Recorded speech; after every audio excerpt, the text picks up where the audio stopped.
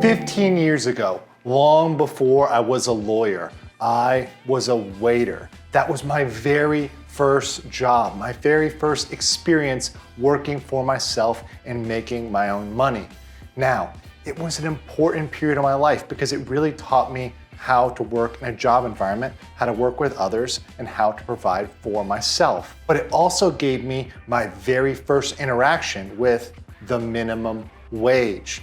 Back then, the minimum wage had been adjusted in 2007. And I remember the day that my manager strolled into work and said, "Oh, hey, Andrew, your next check is gonna go up another $1." And I was like, "Wow, that's great. What happened? Did you guys give me a raise?" And they go, "Well, we were kind of forced to. It was the minimum wage." I thought, great, the minimum wage is the best thing ever. Until I looked at the new menu that we just printed out and noticed that everything on the menu went up by 10%. When I turned to the manager and asked, "Hey, what's up with the hike?" He goes, the minimum wage, the corporation was never going to take the hit for it. And here today, in 2021, we're facing another situation where the minimum wage may be raised. This is one of Biden's first proposed changes. So it's very, very important that we pay attention to this change, pay attention to the history of the minimum wage and how that will affect you. So let's start with basics, what the minimum wage is. The minimum wage is very straightforward. It is a floor. It is a minimum that must be paid to a worker. Now, there are two types of minimum wage. There's a federal minimum wage, which is set by the federal government, and a state minimum wage, which is set by the state government. The state government can set the minimum wage at any point higher than the federal minimum wage, but at no point can a state set it lower.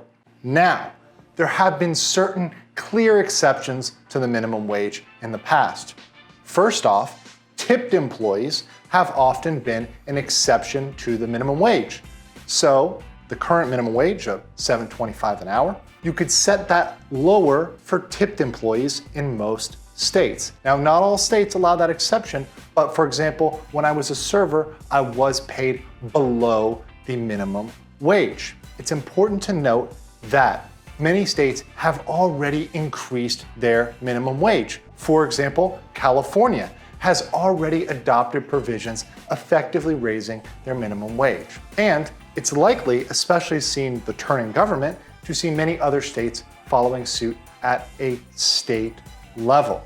Now, the history of the minimum wage goes back to good old FDR. Now, FDR was concerned about employees making what is called a living wage. He didn't want to see workers in sweatshops or working in poor conditions where they couldn't afford to live. And this was thought of as widely reasonable. Most of the American public believes in some form of floor, some form of absolute minimum wage. But where we're divided is where it should be set at. And this is a huge policy difference. And economists vary wildly on whether they think it's a good or bad thing. We won't get into the economics of this, but just to present some points from both sides. On the pro side, people who support a minimum wage say it helps raise living conditions, especially for those that are in minorities or disproportionately affected by economic conditions. It helps the poor. It helps raise them from poverty. That is what the proponents of the minimum wage say. They also say that many of the companies that are likely impacted by this are big box stores, which are notorious for paying a lower wage. However, those against the minimum wage say that it is effectively useless.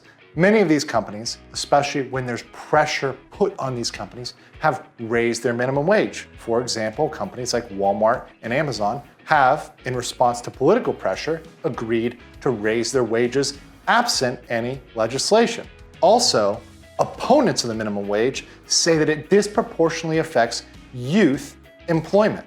In fact, in jurisdictions where you see a very high youth unemployment, for example, in France, where a full 26% of people between 18 and 25 are unemployed, a massive unemployment number, it has been largely, by economists, correlated to their very high minimum wage, which is set at 60% of the median wage, a very high number. So you've got both pro and con arguments against the minimum wage. But let's look at what President Joe Biden is looking to do here in 2021. What he's looking to do through the Raise the Wage Act, along with his fellow Democrats, is to raise the minimum wage to $15 an hour. Now, how would that be done?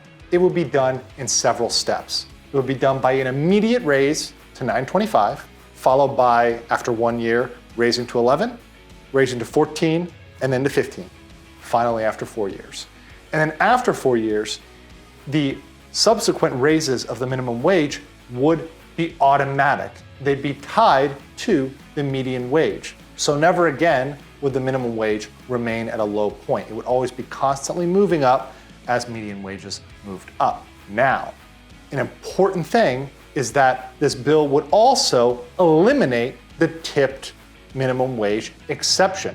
So for example, waiters and bartenders would no longer be able to receive a lower minimum wage. Now, an important part of that exception is that in the past, let's say you're, as I was, a waiter, and let's say you're paid $5 an hour and the minimum wage is set at, let's say, $15 an hour. If you work all day, you make your tips and you count them out, and the amount you make with your tips is less than $15 an hour, your employer was required to make up the difference between what you collected in tips and $15 an hour. Now, many people said, and studies have shown, that many restaurants were out of compliance with this requirement, and certainly that is a valid concern. However, the hospitality industry has said they will be disproportionately affected by the raise in the minimum wage because it'll be unable to provide for servers, bartenders, and those that would need to go out there and serve the public. A big thing is that right now, restaurants and bars especially are hurting with the pandemic. Their margins are lower than ever, and their profits are falling. So they've raised an objection to this removal of the tipped minimum wage. As you may know, there's a little bit of a division in Washington, even with the new government. Now, what we have right now is a House that is fully controlled by the Democrats. The president is obviously a Democrat, Joe Biden, and then the Senate, which is majority Democratic if you count Vice President Harris voting as the tiebreaker to break any ties and win a 50-50 split, but they do not have a 60-vote majority. Now, for those that don't know, a 60-vote majority is very important in the Senate because of one rule. That's called the filibuster. A 60-vote majority is necessary to break a filibuster. Otherwise, senators can do what's called filibuster, which is essentially standing up and talking to interrupt the flow of a bill. I'm not kidding. Absolutely crazy, but people have done it.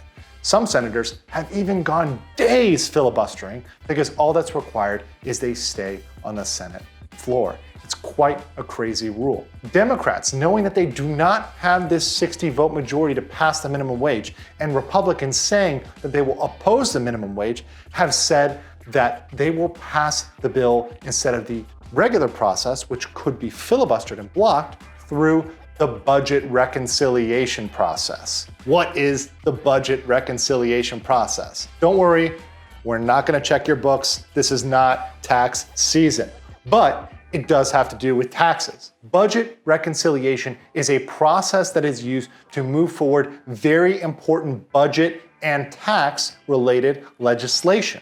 And specifically, it allows for elements to be passed with a mere 50-vote majority. It does not require the 60-vote majority. But the key is, it has to be specifically related to the budget or taxes. And that's what Republicans would contend with. They would contend that an attempt to bootstrap the minimum wage into a budget legislation would be inappropriate, would be ineligible for the budget reconciliation process. But Democrats, like Bernie Sanders, have said that we absolutely can do that and will move forward with that. So you've also got to check for what happens after it's passed, because it may very well be challenged, or Senate procedure may even be attempted to be changed. And one last thing that's critically important is that you've already seen Joe Biden recommend through an executive order that the federal government shift its payment of federal employees to $15 an hour. And that's something that is a huge change from how federal employees have been dealt with in the past. And is a big lift to federal employment benefits. And if you think that this would stop there, let's say that legislation failed, what could happen? Well, it's possible in a stretch of executive power that Joe Biden could attempt to use an executive order in order to extend the minimum wage. However, that'd be quite a stretch based on the past precedent of executive orders. Now, if you want to understand all about the power of executive orders, check out my video on executive orders, and that will help you out to understand exactly where we could be going in terms of the stretching of that power. But until then, this episode is adjourned. Peace.